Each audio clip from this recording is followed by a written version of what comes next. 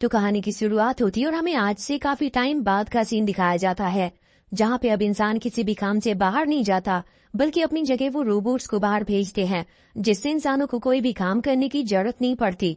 इन robots को एक खास चेयर पर बिठाकर कंट्रोल किया जा सकता है और ये रोबोट्स किसी भी इंसान के दिमाग से जुड़ जाते हैं, जिससे ऐसा लगता है जैसा वो इंसान ही उस काम को कर रहा हो।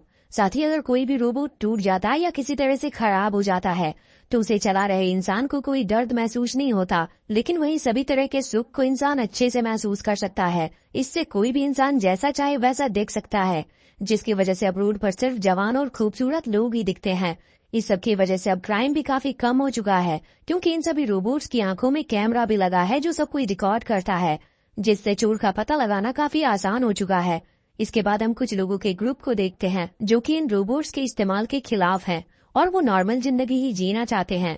इसीलिए वो इन रोबोट्स के इस्तेमाल से लोगों को रोकने की कोशिश करते हैं। साथ ही इस ग्रुप के सभी लोग बाकियों से अलग रहते हैं। फिर हम उस ग्रुप के लीडर प्रॉफिट को देखते हैं, जो कि हमेशा ही टीवी पर लाइव आता है और लोगों को समझाने की कोशिश करता है कि उन्हें अपनी इन खुशियों को पीछे छोड़ देना चाहिए और जिंदगी को खुद जीकर उसका असली मजा लेना चाहिए।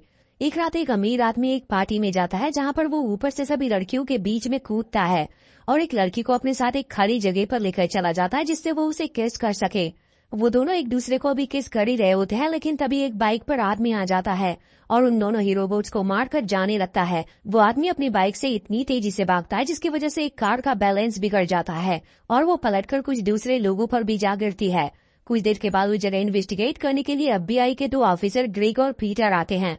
फिर एक ऑफिसर उन्हें बताता है कि जो मेल रोबोट था उसका रजिस्ट्रेशन नहीं हुआ था, पर जो फीमेल रोबोट थी उसका रजिस्ट्रेशन पहले से हुआ था, लेकिन अभी तक उस फीमेल रोबोट की ऑनर ने कोई कंप्लेंट नहीं करवाई। दोनों ही रोबोट्स की आंखें टूट चुकी है और मेल रोबोट की मेमोरी चिप तो जल चुकी है, लेकिन फिर भी ग्रेटर उस मेमोरी चिप को टेस्ट के लिए भेज देता है। जिसके बाद जब वो दोनों इन्वेस्टिगेट करते हुए फीमेल रोबोट ऑनर के घर पर पहुंचते हैं तो वो देखते हैं कि उसकी ऑनर भी मारी जा चुकी है और उसकी नाक से ब्लड आ रहा है। जिसके बाद ग्रेग अपने घर पर आता और अपने लिए एक पानी का ग्लास रखता है, जिससे हमें पता चलता है कि ग्रेग भी एक रोबोट का यूज करता है। फिर वो रोबोट अपनी जगह पर खड़ा हो जाता है और अपने असली ग्रेग कंट्रोल चेयर से खड़ा होता है और वहाँ से जाने लगता है। ग्रेग अपने बेटे के रूम में जाता है, जहाँ पर वो अपने बेटे और अपनी वाइफ के साथ एक पुरानी फोटो को देखता है। वो अपनी वाइफ मैगी से मिलता है, जो कि असल में उसकी वाइफ का रोबोट है। फिर ग्रेग अपनी वाइफ से कहता है कि उन्हें कहीं घूमने जाना चाहिए और इस बार वो खुद कहीं जाएंगे, ना कि अपने रोबोट्स को लेकर, क्योंकि काफी टाइम हो गया है जब से वो दोनों साथ में कहीं गए हो।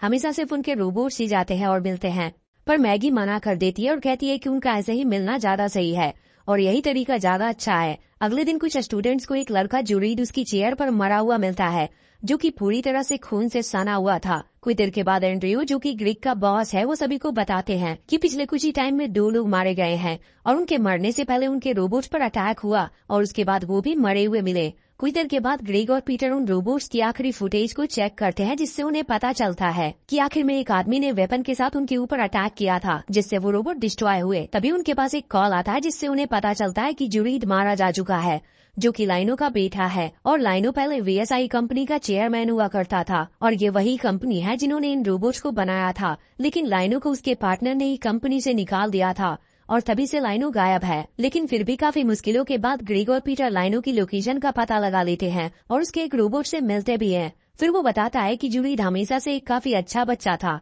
लाइनो ने बचपन में उसे एक रोबोट भी दिया था, जिससे उन दोनों का बॉन्ड अच्छा बन सके। फिर पीटर लाइनो से काफी सारे सवाल पूछता है, जिससे लाइनो को गुस्सा आ जाता है, क्योंकि उसके बेटे की मौत हुई है और उसी से सवाल भी पूछे जा रहे हैं। पर ग्रेग लाइनो को शांत कराता और बताता है कि वो उसका दुख समझ सकता है, क्योंकि ग्रेग के बेटे को भी कुछ टाइम पहले ऐसे ही मौत हुई है। फिर उसके पूछने पर लाइनो बताता है कि शायद किलर हमेशा से उसके और जुरीद के पीछे था। तभी लाइनो का रोबोट रुक जाता है और हम रियल लाइनो को देखते हैं, जो कि अपने बेटे की मौत से काफी ज्यादा दुखी था और चेयर पर बैठे बैठे रोने लगता है। इसके बाद ग्रेग और पीटर इन्वेस्टिगेशन के लिए VSI में जाते हैं, क्योंकि पहले उनके रोबोट्स डिस्ट्रॉय हो रहे हैं और फिर उन लोगों की मौत भी हो रही है। पर VSI से उन्हें कोई भी अच्छा जवाब नहीं मिलता, क्योंकि उनका कहना है कि इन मौत के पीछे उनके रोबोट्स का कोई हाथ नहीं है और न ही इसके बारे में उन्हें कुछ पता है। फिर वो दोनों एक इंजीनियर के पास उस जली हुई चिप को दिखाने जाते हैं। काफी देर चेक करने के बाद वो इंजीनियर उन्हें बताता है कि इस चिप से रोबोट का सभी सर्किट को जलाया गया है, जिससे वो किसी काम का न बच सके। साथ ही वो इंजीनियर उन्हें बताता है कि कुछ टाइम पहले मिलिट्री के कई सारे रोबोट्स की चिप गायब हो गई थी। फिर वो दोनों मिलिट्री कैंप में जाते हैं जहाँ पर रोबोट्स का वॉर में यूज हो रहा था। जैसे ही कोई रोबोट वॉर में डिस्ट्रॉय हो जाता है, उसे चला रहा इंसान दूसरे रोबोट के साथ वापस वॉर ज्वाइन कर लेता है। कर्नल बताता है कि जो वेपन वॉर में यूज हो रहे हैं उनसे उस इंसान को कुछ भी नहीं हो सकता जो उस रोबोट को चला रहा है। जिसके बाद पीटर एक आदमी को पहचान लेती है जो कभी रोबोट्स का यूज नहीं करता, और उस आदमी का नाम माइल है। फिर हम ऑफिसर बॉबी को देखते हैं और वो भी रोबोट का यूज नहीं करता। वो काफी आसानी से माइल की लोकेशन का पता लगा लेता है क्योंकि FBI के पास सभी रोबोट्स का एक्सेस था। फिर जल्दी से FBI की एक काफी बड़ी टीम माइल का पीछा करने लगती है और तभी बॉबी देखता है कि कुछ रोबोट्स एक लेडी को परेशान कर रहे हैं। इसीलिए वो जल्दी से उन रोबोट्स को बंद कर देता है जिससे वो लेडी वहाँ से बचकर निकल जाती है। बॉबी पीटर को बताता है कि उसने एक सॉफ्टवेयर बनाया है जिससे वो हर रोबोट को बैठे बैठे कंट्रोल कर सकता है। ये जानकर पीटर काफी हैरान होती है क्योंकि अगर ये सॉफ्टवेयर गलत हाथों में पड़ गया तो वो इंसानों को कुछ भी कर सकता है। वहीं माइल पुलिस वालों से बचने की कोशिश कर रहा था। माइल के पास बाइक थी जिसकी मदद से वो कुछ काफी अच्छे मूव से आसानी से पुलिस से दूर भाग पा रहा था, लेकिन जल्दी वो एक गली में गिर जाता है जिसकी वजह से पुलिस वाले उसके पास आने लगते हैं। लेकिन तभी वो अपने पास से एक वेपन निकालता है और उन पुलिस वालों पर अटैक कर देता है जिससे उन रोबोट्स का सिस्टम डिस्ट्रॉय होने लगता है और उनकी आंखें भी डिस्ट्रॉय हो जाती है। अब माइल वहाँ पर ऊपर हेलीकॉप्टर पर अटैक करता है जिसमें ग्रिग भी था। उसके अटैक करने से उस हेलीकॉप्टर के पायलट और ग्रिग दोनों के रोबोट डिस्ट्रॉय हो जाते हैं और वो हेलीकॉप्टर जमीन पर गिरने लगता है। लेकिन ग्रिग अपने रोबोट के पूरी तरह से खराब होने से पहले ही बाहर आ जाता है और कुछ देर के बाद वापस जाता है जिससे ग्रिग का रोबोट काम कर रहा था। पर हेलीकॉप्टर क्रैश होने की वजह से ग्रिग का एक हाथ कट गया था, पर वो हार नहीं मानता और माइल का पीछा करने लगता है। उसका पीछा करते हुए ग्रिग उस ग्रुप के लोगों के बीच में पहुंच जाता है जो लोग रोबोट से नफरत करते हैं और वो लोग अपने बीच में एक रोबोट को देखकर काफी गुस्से में थे और ग्रिग का पीछा करने लगते हैं। वो माइल कई बार उस वेपन का वापस यूज करने की कोशिश करता है पर वो वेपन काम ही नहीं कर रहा था, पर वो रुकता नहीं और माइल को कोने पर ले ही आता है। ग्रिग उससे वेपन वाला बैग मांगता है और माइल भी वो बैग उसकी तरफ फेंक देता है, लेकिन तभी कुछ लोग ग्रिग पर शूट कर लेते हैं जिसकी वजह से ग्रिग का रोबोट पूरी तरह से डिस्ट्रॉय हो जाता है। अब हम देखते हैं कि ग्रिग अपने होश में आता और उसके मुंह से ब्लड आने लगा था। तभी मैगी ग्रिग की ऐसी हालत में देखती है और एम्बुलेंस को कॉल कर देती है। वहीं इधर प्रॉफिट माइल से पूछ रहा होता है कि ये वेपन यहाँ पर आया कैसे, क्योंकि वो वेपन प्रॉफिट और उसके लोगों के काफी काम आ सकता है। पर माइल बताता है कि एक ऐसे आदमी से उसने कांटेक्ट किया था जिसके बारे में माइल कुछ नहीं जानता और उसी ने माइल को उस वेपन को यूज करने को भी कहा था। और वहीं कुछ देर के बाद न्यूज आती है कि प्रॉफिट ने उस हेलीकॉप्टर के अटैक को पर्सनल अटैक के रूप में लिया है और अब वो रोबोट की सोसाइटी के खिलाफ वॉर शुरू करने वाले हैं। वहीं ग्रिग हॉस्पिटल में होता और कुछ देर के बाद उसे होश आता है। उसे पता चलता है कि एंड्रियो ने उसे कुछ टाइम के लिए सस्पेंड कर दिया है। जब ग्रिग अपनी रियल बॉडी के साथ हॉस्पिटल से बाहर निकलता है तो उसे काफी अजीब लग रहा था और उसका सर भी काफी दर्द कर रहा था और हमें पता चलता है कि वो रोबोट को काफी लंबे टाइम तक यूज करने का एक साइड इफेक्ट है। पीटर ग्रिग को नया रोबोट ट्राई करने की कहती है, पर ऐसे ही कोई भी नया रोबोट ग्रिग को सूट नहीं कर रहा था। फिर वो ड्रैग ग्रुप के लोगों के बीच में जाता है और उसे जाने भी दिया जाता है क्योंकि ग्रिग अपने रियल बॉडी में था। वो वहाँ पर अंदर जाकर देखता है कि उन लोगों ने एक रोबोट को डिस्ट्रॉय करके बांध रखा था। अंदर जाकर उसे पता चलता है कि माइल अब मर चुका है और प्रॉफिट उसकी मौत पर एक स्पीच दे रहा है कि मौत एक ऐसी चीज है जिसे सिर्फ इंसान ही फील कर सकते हैं, कोई रोबोट नहीं। ग्रिग प्रॉफिट के पास जाने की कोशिश करता है पर प्रॉफिट के गार्ड उसे मारने लगते हैं। फिर प्रॉफिट ग्रिग के पास आता और उससे पूछता है कि वो वेपन कहाँ पर है, जिस पर वो हंसने लगता है और उसे कोई सही जवाब दिए बिना ही वहाँ से चला जाता है। पर हम देखते हैं कि वो वेपन प्रॉफिट के पास ही था। फिर कुछ देर के बाद लाइनो अपने एक दूसरे रोबोट के साथ ग्रिग को अपनी गाड़ी में बिठाता है और बताता है कि उसे अलग अलग रोबोट इसीलिए यूज करने पड़ रहे हैं क्योंकि उसकी जान खतरे में है। फिर ग्रिग लाइनो को बताता है कि उसका बेटा एक कार एक्सीडेंट में मारा गया और इससे बुरा एक पेरेंट्स के लिए कुछ भी नहीं हो सकता कि उन्हें उनके बच्चे के बिना रहना पड़े। लाइनो बताता है कि उन्हें पता लगाना होगा कि वो वेपन आया कहाँ से, क्योंकि इससे ही उन्हें पता चल पाएगा कि कौन उन्हें मारना चाहता है। लाइनो बताता है कि ड्रैग ग्रुप ऐसा वेपन बना ही नहीं सकते क्योंकि उनके पास ऐसी कोई रिसोर्सेज नहीं है, इसलिए जरूर कोई और होगा जो उन लोगों को मारना चाहता है। जब ग्रिग घर पर जाता है तो वो देखता है कि उसकी बीवी किसी के साथ पार्टी कर रही है, तो वो अकेले में जाकर मैगी से कहता है कि वो असली मैगी को देखना चाहता है, न कि उस रोबोट को। पर मैगी ऐसा कुछ करने से मना कर देती है। इससे ग्रिग को काफी गुस्सा आ जाता है और वो उस आदमी को काफी बुरी तरह से मारने लगता है जो मैगी के साथ पार्टी कर रहा था। वो उस आदमी को तब तक मारता है जब तक उसका लोहा दिख नहीं जाता। मैगी भी वहाँ से चली जाती है और हम देखते हैं कि असली मैगी अपनी चेयर से उठकर रोने लगती है। ग्रिग वापस से अपने ऑफिस आ गया था और उसे पता चलता है कि VSI कंपनी ने मिलिट्री को एक वेपन दिया था, पर जल्द ही उस वेपन के आइडिया को किसी वजह से खत्म कर दिया गया।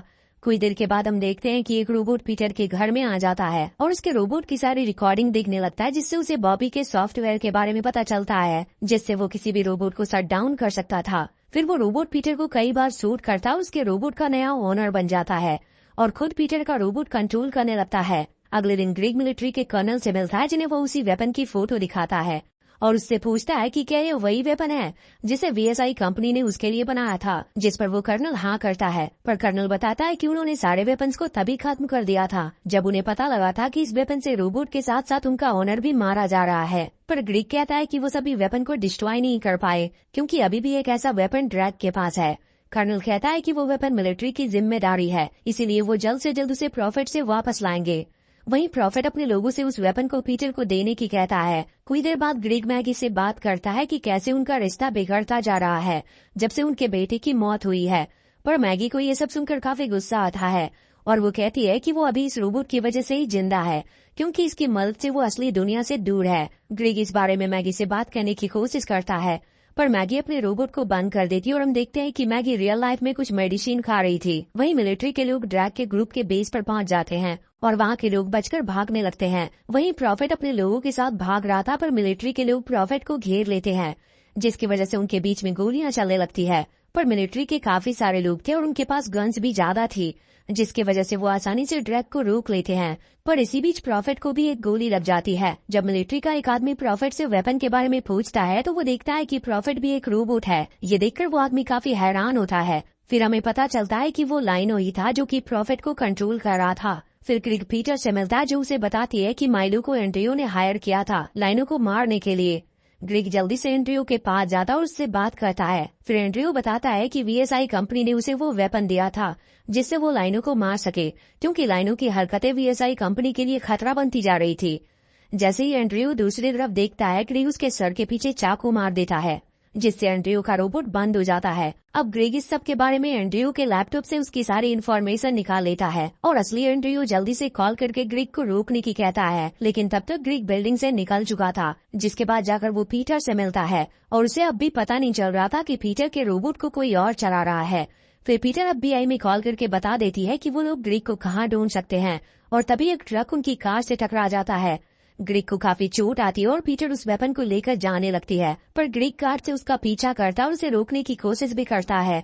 पर पीटर एक रोबोट है जिसकी वजह से वो काफी ऊंची ऊंची जंप मार पा रही थी और ग्रेग के हर अटैक से बच रही थी। पर वहीं ग्रेग का बैलेंस बिगड़ जाता और उसकी कार एक स्टोर से टकरा जाती है और पीटर वहां से भागने में कामयाब रहती है। कुछ ही देर में FBI के लोग ग्रेग को पकड़ने आ जाते हैं, पर ग्रेग वहीं पर छुप जाता है और किसी की कार चुरा कर वहां से भाग भी गया था। ग्रेग बॉबी को कॉल करता और उससे पीटर को शट डाउन करने की कहता है, पर वो लेट हो चुका था क्योंकि पीटर पहले ही बॉबी तक पहुंच चुकी थी और उसने बॉबी के हाथ बांध दिए थे।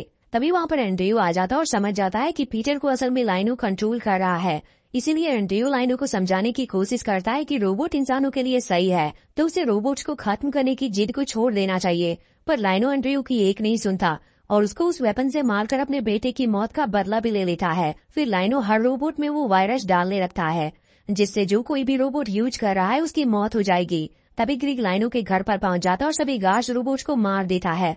फिर वो एक सीक्रेट रूम में पहुंचता है जहां पर कई सारे रोबोट्स थे। वहीं सामने लाइनो भी बैठा था जो उससे कहता है कि अब सभी रोबोट्स में वायरस जा चुका है तो अब वो कुछ भी कर नहीं सकता और तभी वो अपना मिशन पूरा करने के बाद मर जाता है। ग्रेग जल्दी से लाइनो को चेयर से हटाता और पीटर के रोबोट को कंट्रोल करने लगता है। फिर ग्रेग बॉबी से पूछता है कि कैसे वायरस को पूरी तरह से जाने से रोका जा सकता है। बॉबी जैसे जैसे बताता है ग्रेग वैसा ही करता है और वो वायरस को पूरी तरह से जाने से तो रोक देता है, लेकिन अब भी रोबोट्स में वायरस मौजूद था। ग्रेग कुछ भी करता इससे पहले वहाँ एक FBI का ऑफिसर आ जाता है और पीटर के रोबोट को गोली मार देता है।